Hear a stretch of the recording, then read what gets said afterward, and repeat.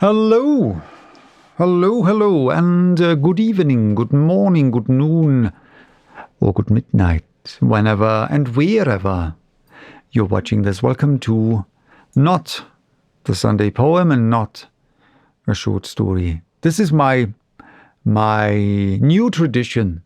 I will start a new tradition.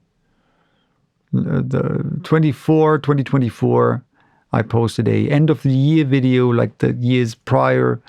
And I thought in 2025 I won't do that, but will post a start of the year video because this is a sort of a soft start, soft reboot of the channel. I will be changing a couple of things on the channel, smaller stuff.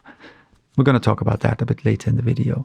But before I do that all, a happy and healthy 2026 to all of you. Thank you so much for being here, for sticking around, for listening, for watching, for sending a thumbs up here and there and sending or putting a comment here and there. It honestly, truly means the world. We're in this together.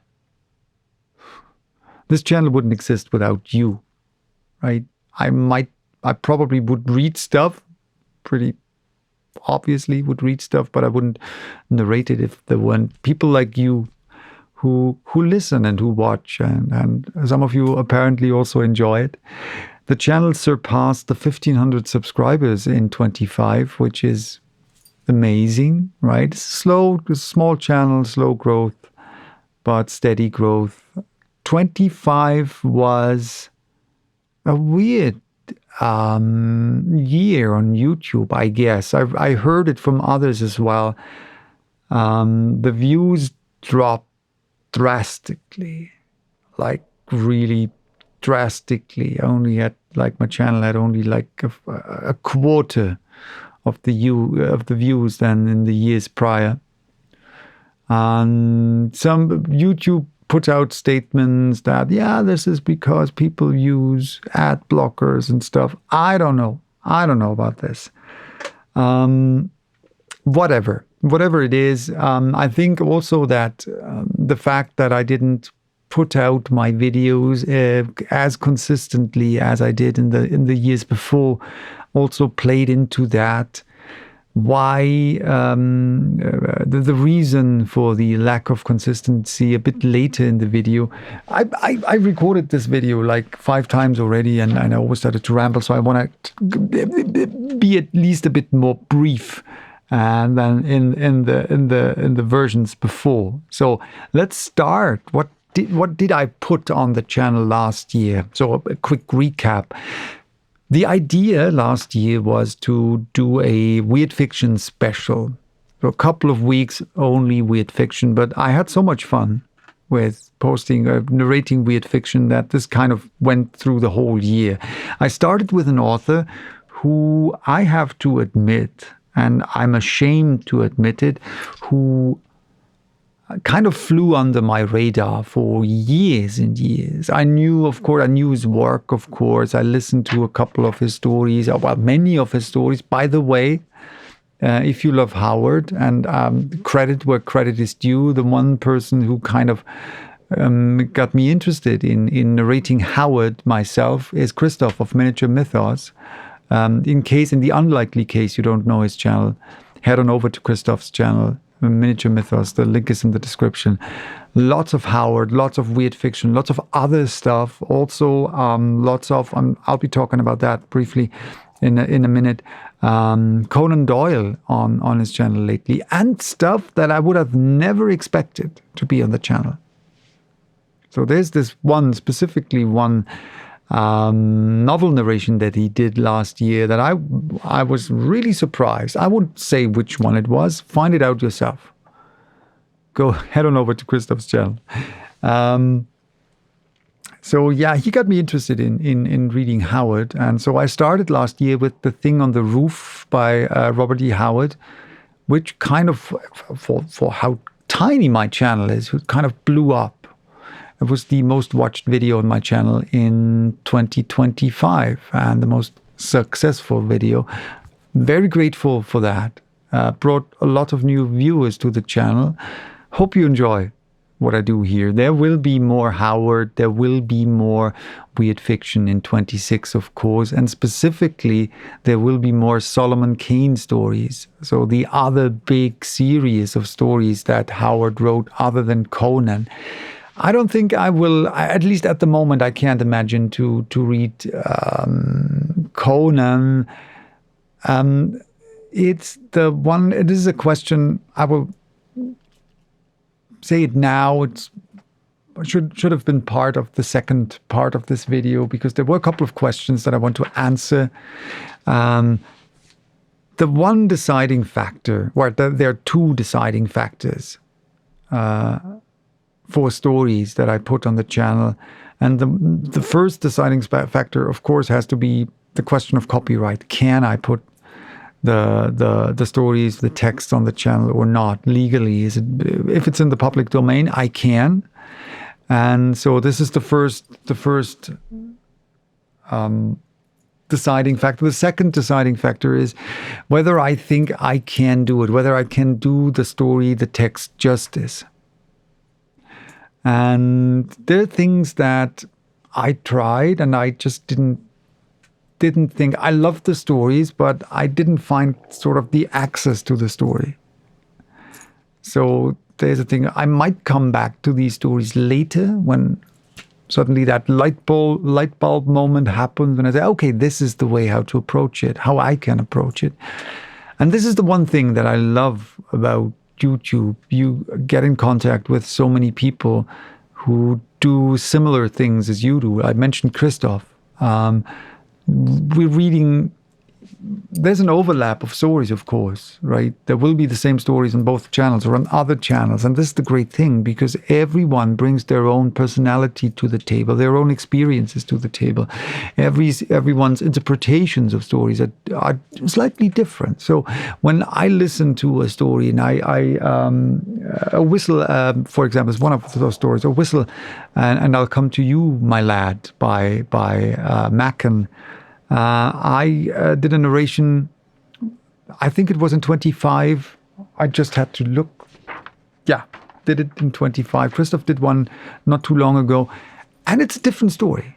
So it makes so much sense to listen to the same stories narrated by other people. And in reverse, right? I heard What the Moon Brings by Lovecraft on Kristof's channel first, and I had been wanting to narrate that for a while, but then I heard Kristof's version, and I thought, okay, this is a completely different thing that I had in mind. So I let it simmer a bit, and then I approached it a couple of months later.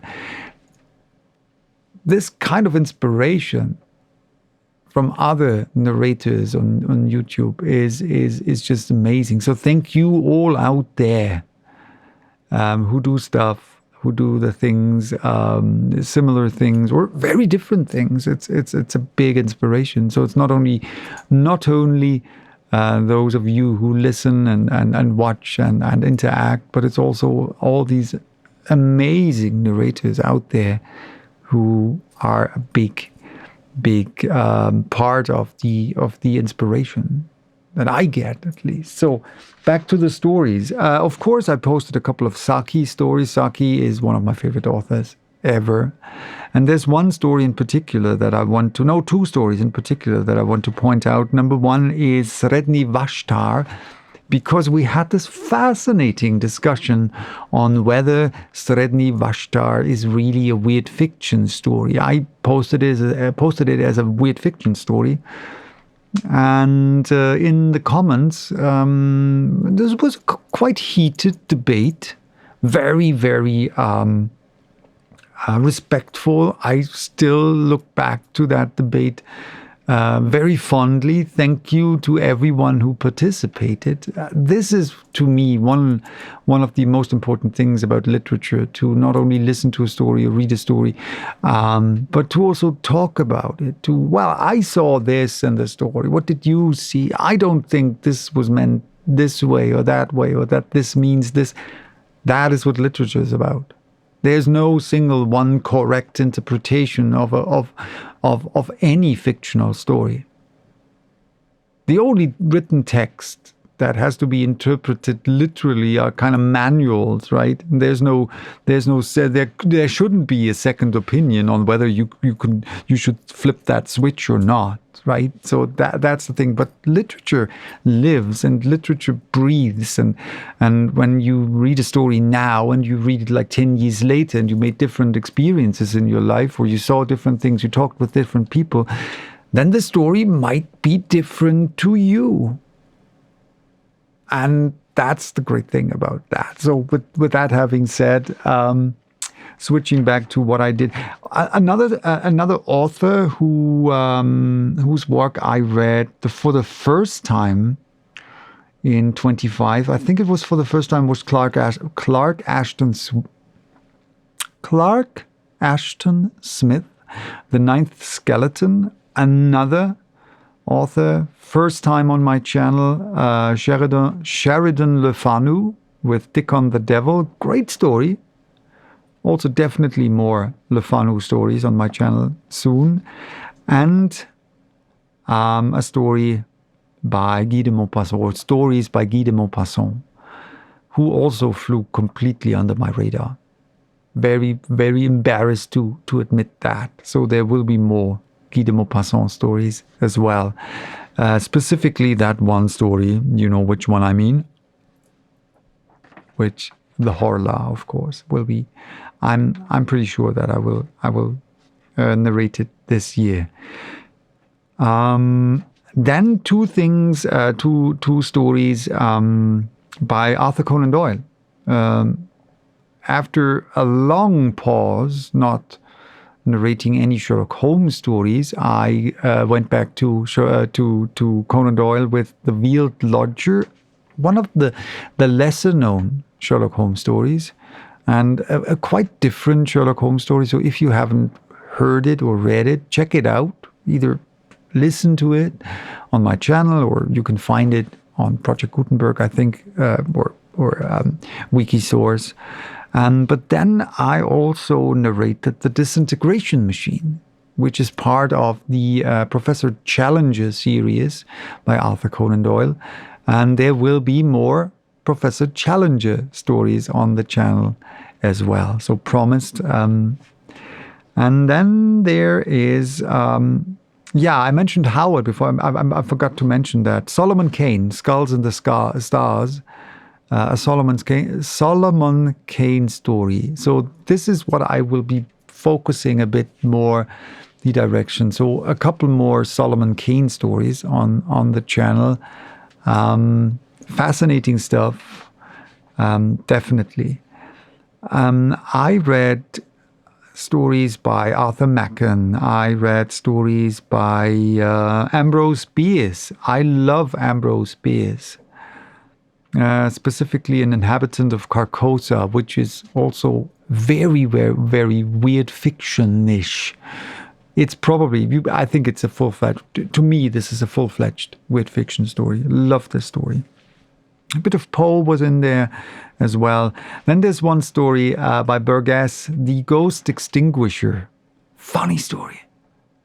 So Burgess was also an author whom I discovered this year. So I'm gonna look more into his work. And then I had, of course, up until a couple of now I have to say months ago, there were two original authors who were kind enough to send their texts to me and let me narrate it. Nicholas Leonard and Mr. Stephen Sinclair. Both have become friends over the months that we're in contact now. Thank you so very much. I thoroughly enjoy your stories. I thoroughly enjoy narrating your stories. I'm humbled and I'm really flattered that you let me do that. And I hope I do your stories justice. I'm really sorry that I hadn't put out too many of your stories in 25, but the circumstances kind of made me happy that I could continue this channel, right? So there will be, I have a pile of their stories to narrate. So there will be wonderful stories. And in last but not least, we got in contact quite not too long ago, Max. When was it? Not too long ago. Max Rudd, who was also kind enough, and I planned on reading one of his other stories in December. It just didn't work out. Soon, very, very soon, and there's also a big surprise coming. I can already promise that regarding Max Rudd and also regarding Stephen Sinclair, Mr. Stephen Sinclair. And so, yeah, but no spoilers yet. So I think you can check out my playlist.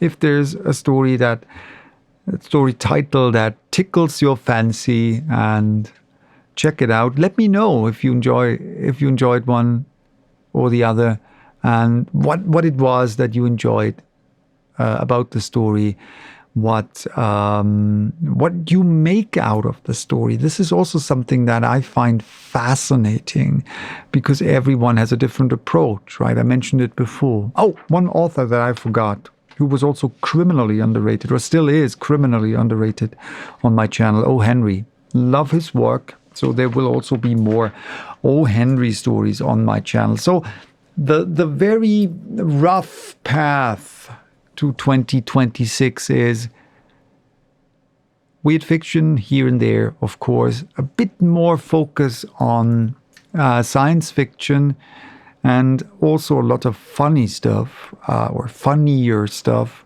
I didn't put any Mark Twain story on my channel in 25, I just realized. So there will probably be a bit of Twain. There are a couple of stories that I already kind of prepared, that I had been wanting to narrate for a while. I have some ideas for these stories. I just have to find a way how to make it work. Burgess, I will look into Burgess. I thoroughly enjoyed The Ghost Extinguisher, and thank goodness there are so many Saki and O. Henry stories out there, and all of them are brilliant. So this is what you can expect.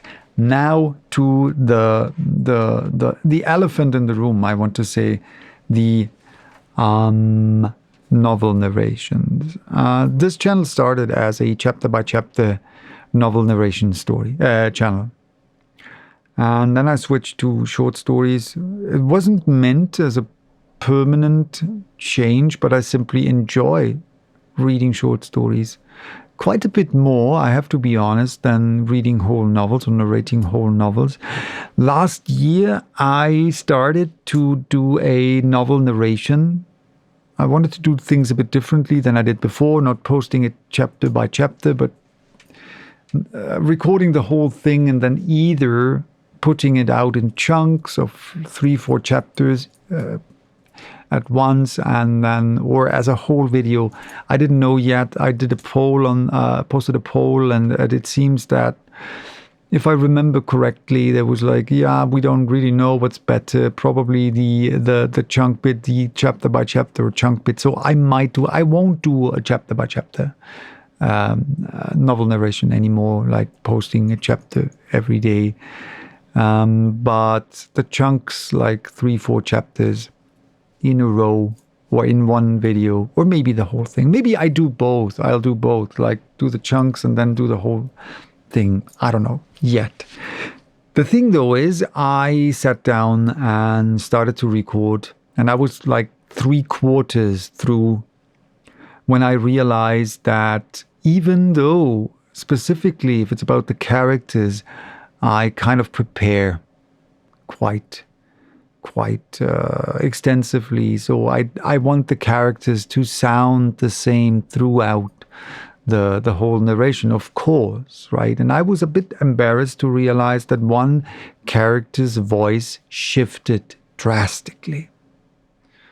So I had to redo the beginning chapters, and then the whole thing in the apartment complex started, the whole construction work thing. So I got so, in the beginning it was almost funny that whenever I sat down to record something, hammering started, drilling started, whatever they did.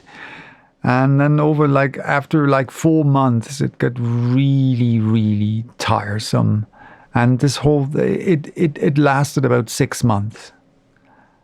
And that was kind of, I'm a patient person, but 6 months is rough.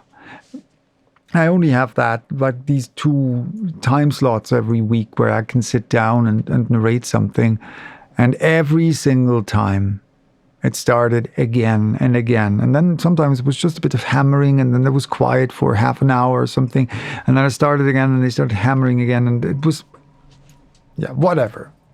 So this is one big reason why I didn't post as frequently as you're probably used to if you've been following for a bit longer. The next reason why I wasn't that consistent last year was that I was hardly home. So that was another thing, right?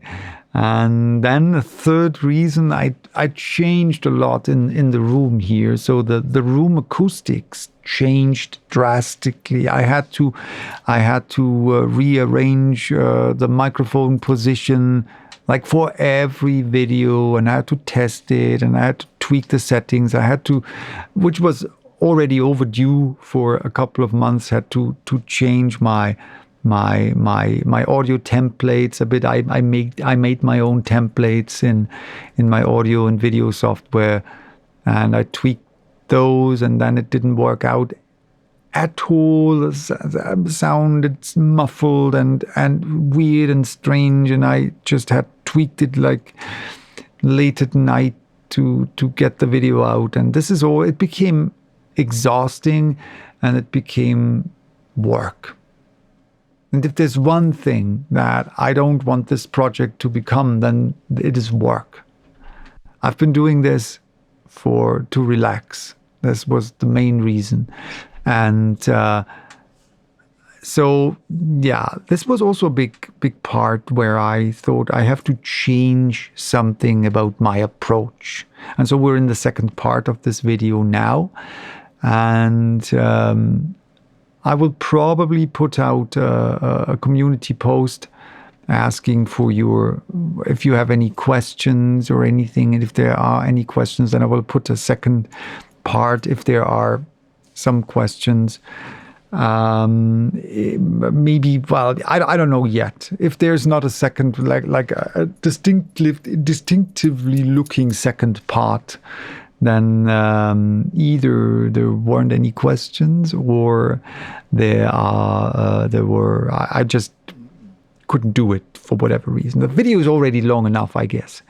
I thought the one thing that I won't do in 2026 is to just push a video out because I think I have to feed the YouTube algorithm. I don't care anymore whether I feed the algorithm. If you're hunting the algorithm, I get those who do that, who have monetized channels, who maybe even make a living on YouTube. I don't have either. The channel is not monetized, and I don't make a living of YouTube.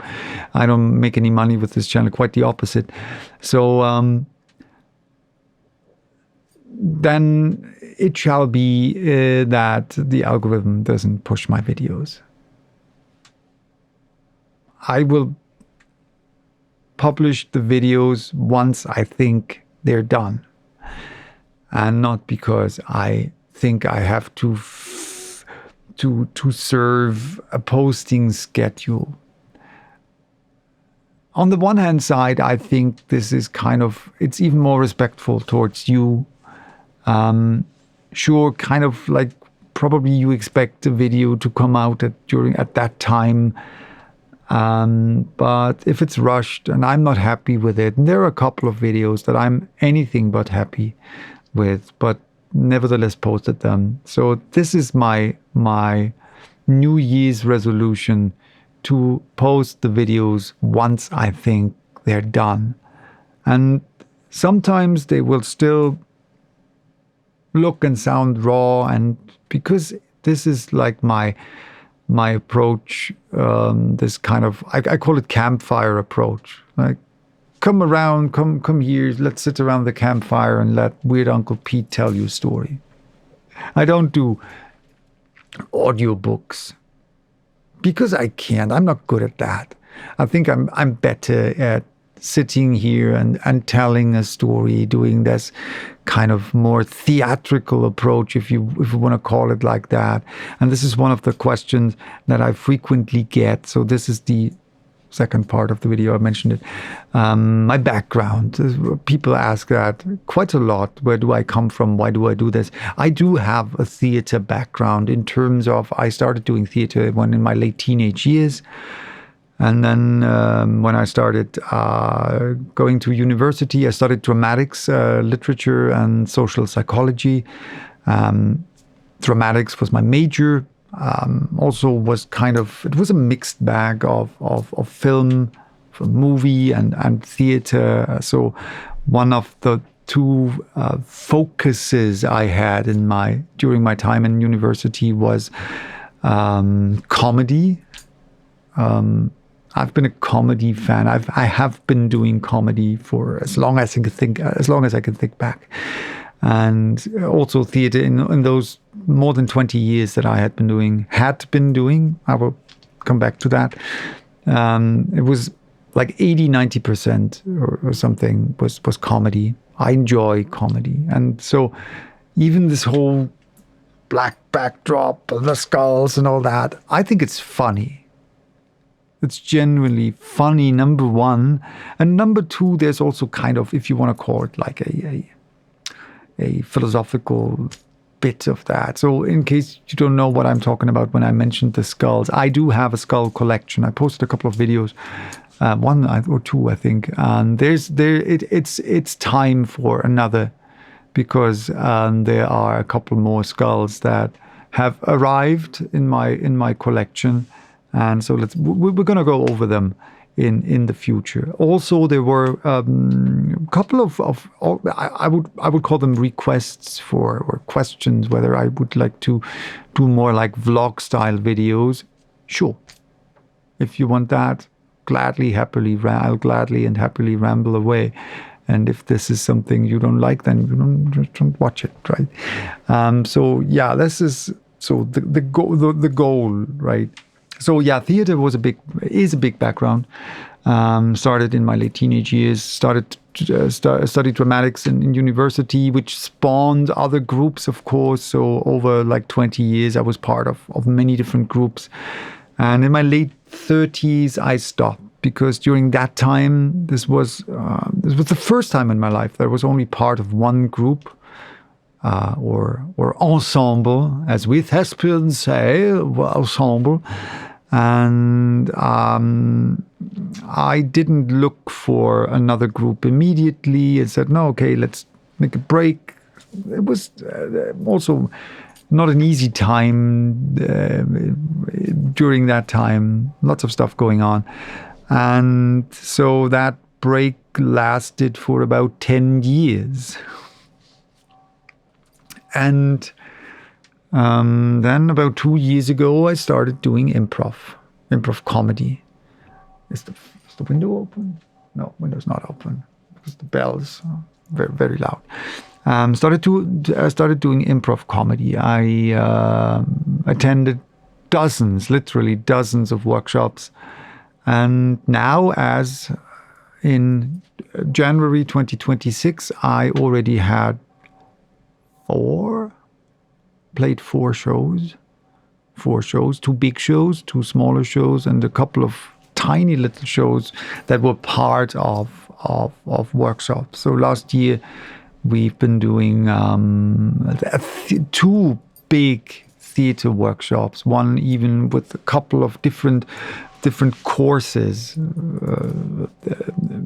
Was a method acting course, street theater and pantomime course. I suck at pantomime, but it was nevertheless incredibly fascinating. And improv, of course, advanced improv, 2 advanced improv courses, one ongoing improv workshop that was specifically created for the group that assembled over these now 2 years. Then I also started to take singing lessons in June. Camera shut off. And I also started something else this year, started to learn something else. What I won't be talking about that. You will. It is almost certain that I will be continuing that. And as soon as I have to show something, then you will see it on this channel, of course. So yeah, lots of talking, I guess.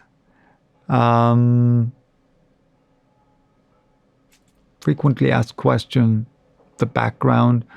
Well, also something that I get frequently asked is like the technical background. You have all that technical stuff standing around. What is your technical background? After my time in university, I have had job training, like a media job training. Officially, I'm a film producer. I have a diploma in film production. Not my world. I worked in that area for a couple of years in the industry. It's just not my cup of tea.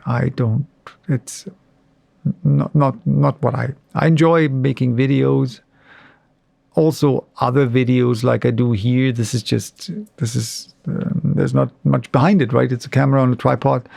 And I zoom in when I make a cut. That's it. And I do that not very, very well.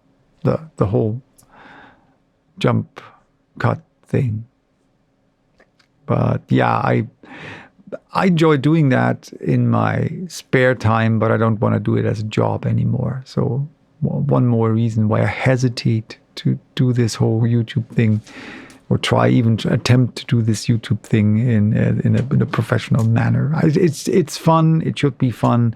And if you have fun, then mission accomplished.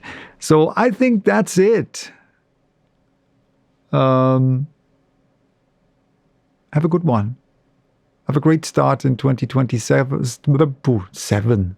Also, please have a great start in 2027, because this means that you lived through 2026. Have a great start into 2026. Lots of health, love, fascinating stories. There will be fascinating stories on my channel. I'm sure about that. But there will also be a lot of fascinating stories on other channels. I put a couple of links in the description of this video. And there's that. See you. Bye-bye. Till next time.